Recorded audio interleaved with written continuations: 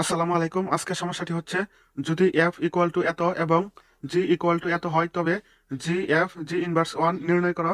সমাধান এখানে দেওয়া আছে f ইকুয়াল টু 1 3 6 9 5 ইন্টু 2 4 7। এখন আমরা f এর বিন্যাস বের করব। এখন f এর বিন্যাস বের করার জন্য প্রথমে আমরা লিখব 1 এর জন্য হবে 3, আবার 3 এর জন্য হবে 6, আবার 6 এর জন্য হবে 9, আবার 9 এর জন্য হবে 5, আবার 5 এর জন্য হবে 1, আবার এখানে আছে 2, তাহলে 2 এর জন্য হবে 4, আবার 4 এর জন্য হবে 7, আবার 7 এর জন্য হবে 2 ইকুয়াল টু। এখন আমরা সাজিয়ে লিখব, তাহলে 1 2 3 4 5 6 7 8 9।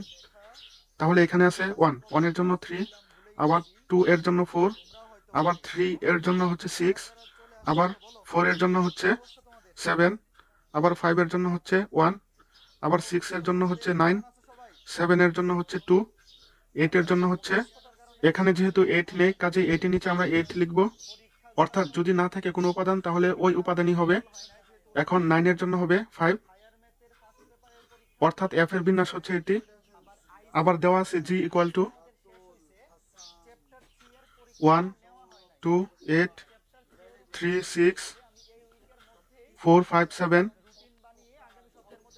Equal to. এখন g এর বিন্যাস বের করব, তাহলে 1 এর জন্য হবে 2, আবার 2 এর জন্য হচ্ছে 8, আবার 8 এর জন্য হবে 1, এখানে আছে 3, তাহলে 3 এর জন্য হবে 6, আবার 6 এর জন্য হবে 3, এখানে 4 এর জন্য হবে 5, আবার 5 এর জন্য হবে 7, আবার 7 এর জন্য হবে 4 ইকুয়াল টু। এখন আমরা সাজিয়ে লিখব, তাহলে 1 2 3 4 5 6 7 8 9।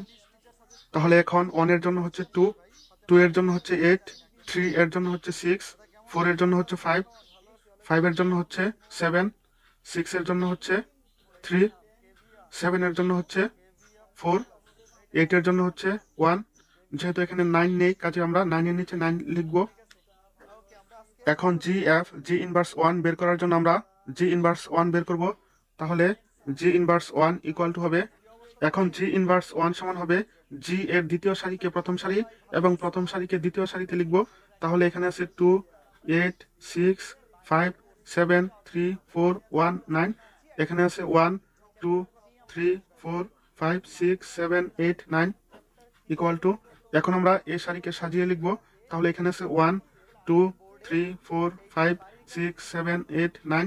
এখন এখানে 1 এর জন্য হচ্ছে 8, 2 এর জন্য হচ্ছে 1, আবার 3 এর জন্য হচ্ছে 6, 4 এর জন্য হচ্ছে 7, 5 এর জন্য হচ্ছে 4, আবার 6 এর জন্য হচ্ছে 3, আবার 7 এর জন্য হচ্ছে 5, আবার 8 এর জন্য হচ্ছে 2, আবার 9 এর জন্য হচ্ছে 9।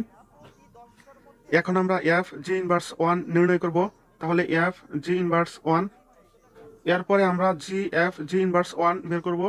তাহলে এখন জি ইনভার্স 1 ইকুয়াল টু হবে, এখন এখানে আমরা 1 থেকে 9 পর্যন্ত লিখব। তাহলে 1 2 3 4 5 6 7 8 9। এখন যেহেতু আমরা জি ইনভার্স 1 বের করতেছি কাজেই এর জন্য এই বিন্যাস এবং জি ইনভার্স 1 এর জন্য আমরা এই বিন্যাস দেখব। তাহলে এখানে 1 এর জন্য হচ্ছে 3, আবার এখানে 3 এর জন্য হচ্ছে 6, তাহলে আমরা লিখতে পারি 1 এর জন্য হচ্ছে 6, আবার এখানে 2 এর জন্য হচ্ছে 4, আবার এখানে 4 এর জন্য হচ্ছে 7, তাহলে আমরা লিখতে পারি 2 এর জন্য হচ্ছে 7, আবার এখানে 3 এর জন্য হচ্ছে 6, আবার এখানে 6 এর জন্য হচ্ছে 3, তাহলে আমরা লিখতে পারি 3 এর জন্য হচ্ছে 3, আবার এখানে 4 এর জন্য হচ্ছে 7, আবার এখানে 7 এর জন্য হচ্ছে 5, তাহলে আমরা লিখতে পারি 4 এর জন্য 5, আবার এখানে 5 এর জন্য হচ্ছে 1,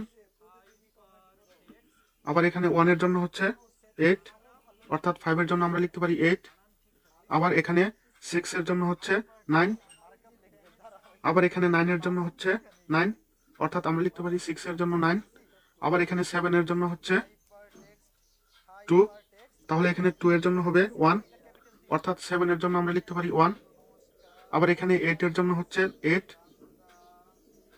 আবার এখানে 8 এর জন্য হচ্ছে 2, তাহলে আমরা লিখতে পারি 8 এর জন্য 2। আবার এখানে 9 এর জন্য হচ্ছে 5, আবার এখানে 5 এর জন্য হচ্ছে 4, তাহলে আমরা লিখতে পারি 9 এর জন্য 4। এখন আমরা জি এফ জি ইনভার্স 1 বের করব।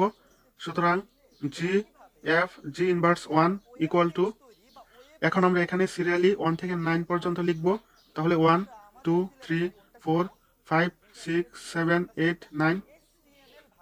এখন যেহেতু আমরা জি এফ জি ইনভার্স 1 বের করতেছি, কাজেই এফ জি ইনভার্স 1 এর জন্য আমরা এ বিন্যাস লক্ষ্য করব এবং জি এর জন্য আমরা এ বিন্যাস লক্ষ্য করব। তাহলে এখানে 1 এর জন্য হচ্ছে 2, আবার এখানে 2 এর জন্য হচ্ছে 7, তাহলে এখানে আমরা লিখতে পারি 1 এর জন্য 7। আবার এখানে 2 এর জন্য হচ্ছে 8, আবার এখানে 8 এর জন্য হচ্ছে 2, তাহলে আমরা লিখতে পারি 2 এর জন্য 2। আবার এখানে 3 এর জন্য হচ্ছে 6, আবার এখানে 6 এর জন্য হচ্ছে 9, তাহলে আমরা লিখতে পারি 3 এর জন্য 9। আবার এখানে 4 এর জন্য হচ্ছে 5, আবার এখানে 5 এর জন্য হচ্ছে 8, তাহলে আমরা লিখতে পারি 4 এর জন্য হচ্ছে 8। আবার এখানে 5 এর জন্য হচ্ছে 7, আবার এখানে 7 এর জন্য হচ্ছে 1, তাহলে আমরা লিখতে পারি 5 এর জন্য 1। আবার এখানে 6 এর জন্য হচ্ছে 3, আবার এখানে 3 এর জন্য হচ্ছে 3, তাহলে আমরা লিখতে পারি 6 এর জন্য 3। আবার এখানে 7 এর জন্য হচ্ছে 4, আবার এখানে 4 এর জন্য হচ্ছে 5, তাহলে আমরা লিখতে পারি 7 এর জন্য 5। আবার এখানে 8 এর জন্য হচ্ছে 1, আবার এখানে 1 এর জন্য হচ্ছে 6, তাহলে আমরা লিখতে পারি 8 এর জন্য 6। আবার এখানে 9 এর জন্য হচ্ছে 9, আবার এখানে 9 এর জন্য হচ্ছে 4, তাহলে আমরা লিখতে পারি 9 এর জন্য 4 ইকুয়াল টু, এখন 1 এর জন্য হচ্ছে 7, আবার 7 এর জন্য হচ্ছে 5, আবার 5 এর জন্য হচ্ছে 1, তাহলে এখানে একটি চক্র কমপ্লিট।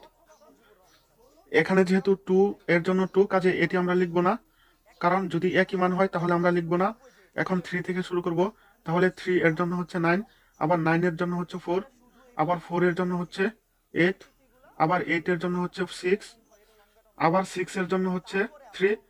এখন যেহেতু এটি 3 থেকে শুরু হয়েছে, কাজে এখানে একটি চক্র কমপ্লিট।